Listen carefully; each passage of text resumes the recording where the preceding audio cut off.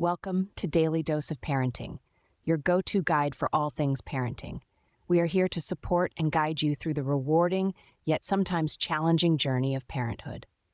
Our mission is to provide you with practical advice, effective strategies, and evidence-based information to help you navigate the joys and dilemmas of raising children.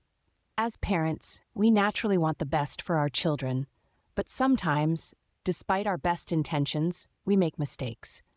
That's why in this video, we'll be discussing 10 mistakes parents make with babies aged 7 to 12 months. So without further ado, let's dive into these common mistakes we as parents often make and learn how to avoid them.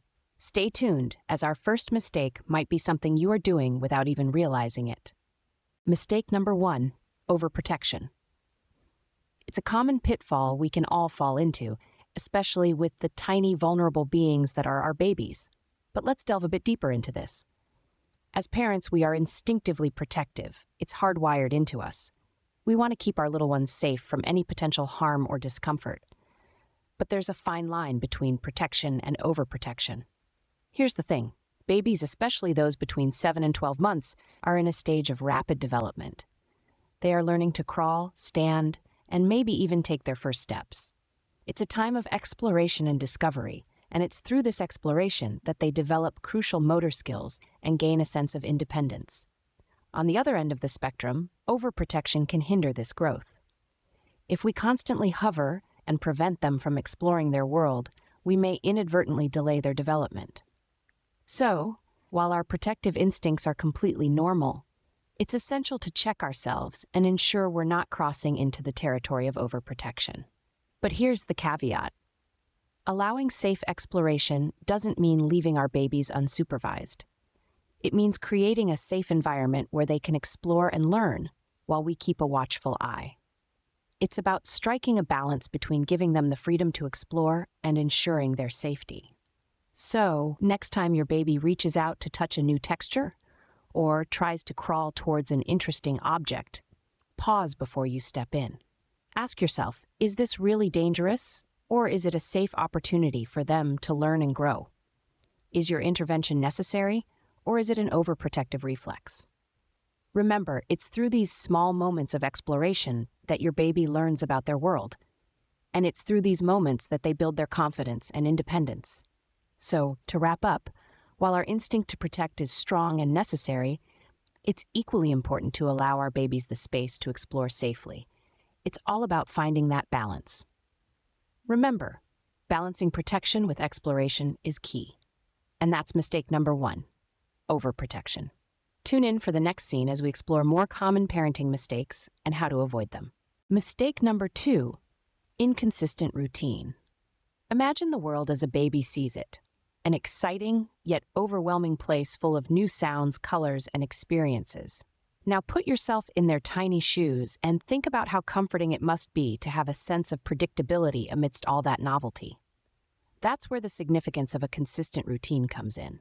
A predictable schedule is a powerful tool in our parenting arsenal. It's like a safety blanket for your baby's sense of security. When they know what to expect and when to expect it, it helps them feel safe and secure in their environment. It's like having a reliable roadmap for their day, which makes navigating the world of new experiences a little less daunting.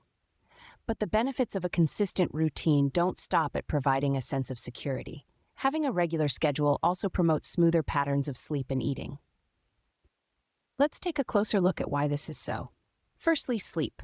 A consistent bedtime and wake-up time helps regulate your baby's internal clock, or circadian rhythm. This means they're more likely to fall asleep quickly and sleep soundly through the night. And we all know how precious a good night's sleep is, for baby and for parents. Then there's eating. Regular meal and snack times help your baby understand when it's time to eat and when it's not. This can prevent overeating and promote a healthy relationship with food right from the start. So you see, a consistent routine isn't just about making life easier for you as a parent, although it certainly does that too. It's about providing your baby with a sense of security and promoting healthy sleep and eating patterns. But remember, while consistency is key, there's also room for flexibility. Life happens, and sometimes the routine will need to adapt, and that's okay. The goal isn't perfection, but rather creating a general framework that guides your baby's day. So let's avoid the mistake of an inconsistent routine. Let's provide our little ones with the predictability they need to thrive. Because in the end, consistency breeds comfort and security. Mistake number 3, delaying solid foods. Imagine a key that not only unlocks the door to a world of various flavors and textures, but also to essential nutrients and developmental skills. This key is introducing solid foods to your baby around 6 months.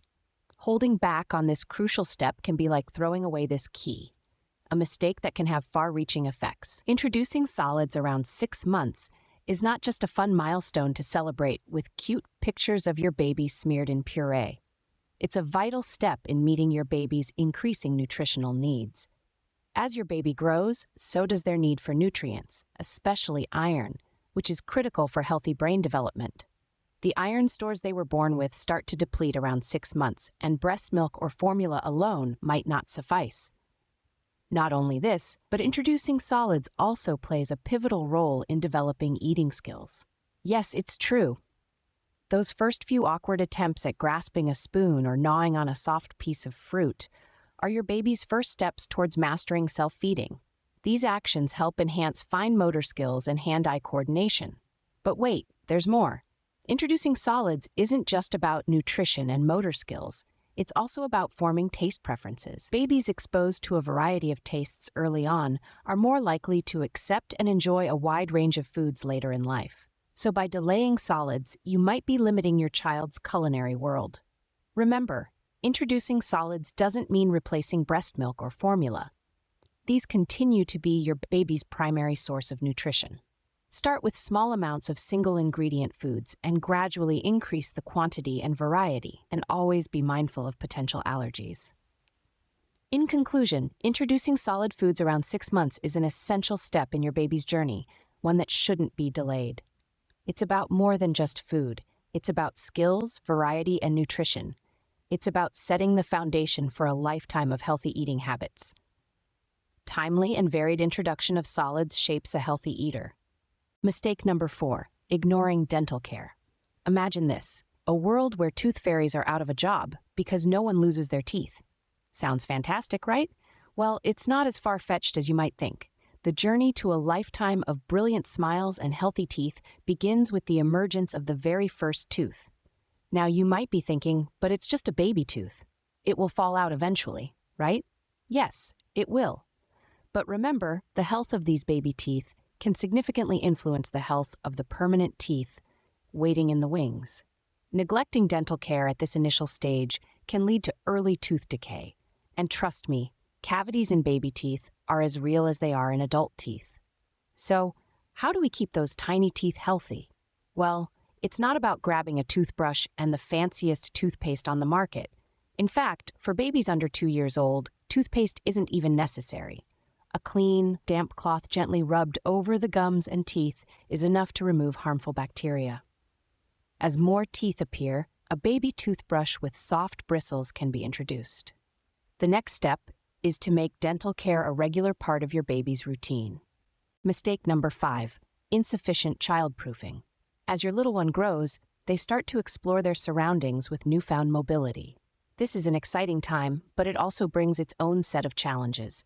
One of the most overlooked aspects during this stage is childproofing the home. Parents often underestimate the necessity of it, leading to this common mistake. Childproofing your home is not just about locking away cleaning supplies or putting covers on sharp corners. It's about creating a safe and nurturing environment where your baby can freely explore and learn. This is crucial as babies at this age are naturally curious and love to explore their surroundings. They are quick to grab, pull, and taste anything that comes their way. Securing heavy furniture is an important step in childproofing. Babies learning to stand and walk will often use furniture to pull themselves up. While this is a positive sign of their growing strength and coordination, it also poses a risk if the furniture isn't secured and topples over.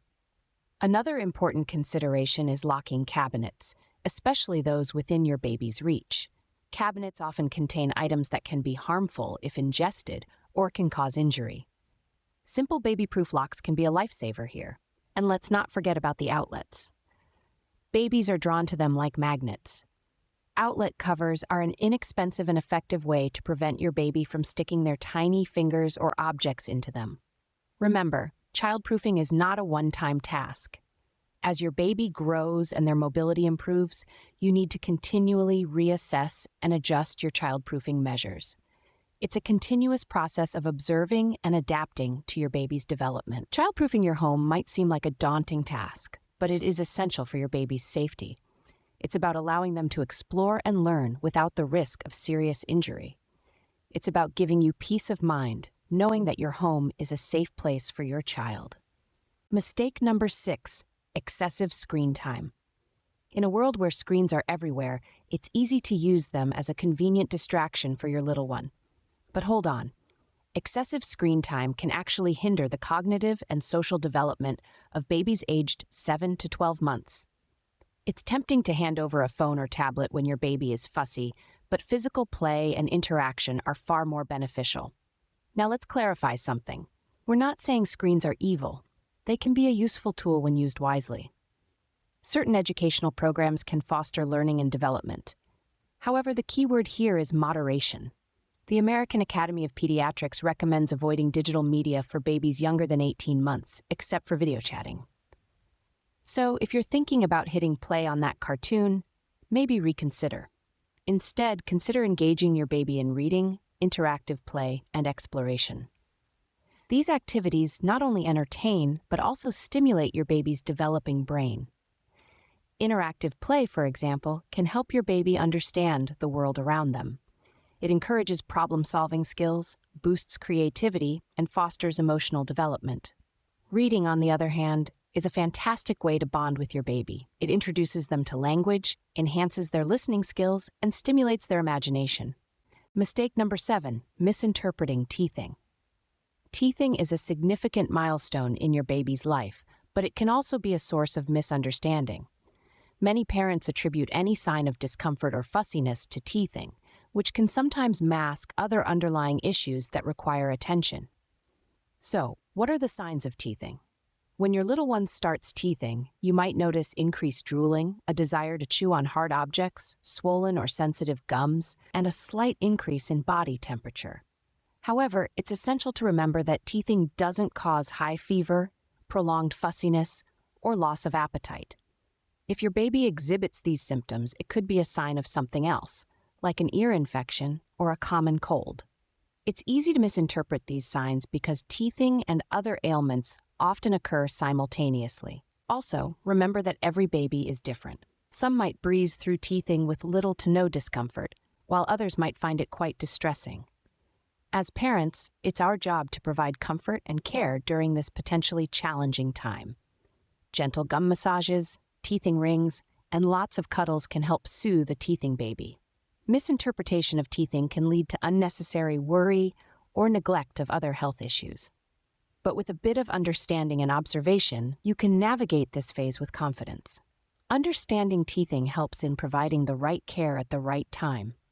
Mistake number 8, neglecting socialization. Let's delve into the world of social interaction. It's easy to forget that babies are not just cute little bundles to be doted on, but are also mini social beings in the making. The journey of understanding and interacting with the world and people around them begins as early as 7 months. Social skills start developing right from birth, and by the time your baby reaches 7 to 12 months, they are ready to take their social interaction a notch higher. They begin to recognize familiar faces, respond to their names, and even express emotions like joy, anger, and fear. Now, we're not suggesting that you start planning elaborate playdates or social gatherings. The key here is to provide your baby with ample opportunities to interact with others. This could be as simple as a family gathering or a day at the park. When babies interact with different people, they learn to pick up on social cues and express themselves better. They start understanding the concept of sharing, waiting for their turn, and even basic manners. It's not just about learning social etiquette, though. These interactions also boost their language development and cognitive skills. They learn new words, expressions, and also get a chance to practice their newly acquired babbling skills. One common misconception is that socialization means exposing your baby to large groups. That's not necessarily the case. Even one-on-one interactions with family members or a caregiver can provide rich social experiences. Socialization is also about exposing your baby to different environments and experiences. Mistake number 9, over or underestimation of abilities. When it comes to parenting, one of the most common pitfalls is either overestimating or underestimating your child's abilities. This can lead to a host of problems, from stifling their development to pushing them too hard and causing undue stress. Let's start with overestimation. It's easy to get excited about your baby's development, especially when they reach new milestones. However, pushing them too hard or expecting too much too soon can lead to frustration, both for you and the baby. Remember, every child develops at their own pace, and rushing them won't speed up the process. Instead, it's important to celebrate their achievements, no matter how small, and provide them with plenty of opportunities to learn and grow at their own speed. On the other hand, underestimating your baby's abilities can also be detrimental. If you're constantly stepping in to help, or if you're not providing them with enough challenges, you could be limiting their development. Babies are capable of more than we often give them credit for. They're curious, resilient, and eager to learn. Therefore, it's important to give them the space and the opportunities they need to explore and grow. So how can you strike the right balance? Well, it starts with observation. Watch your baby closely and take note of their skills and interests. Then provide them with age-appropriate activities that cater to these interests and challenge their abilities. For example, if your baby enjoys grabbing at objects, consider introducing toys that require a bit of dexterity. Or if they're showing an interest in standing, offer support but also let them try on their own. Remember, your role is to guide and support, not to dictate or limit. By recognizing and nurturing your baby's abilities, you can help them develop confidence, independence, and a love for learning. Supporting your baby's abilities fosters independence and safety.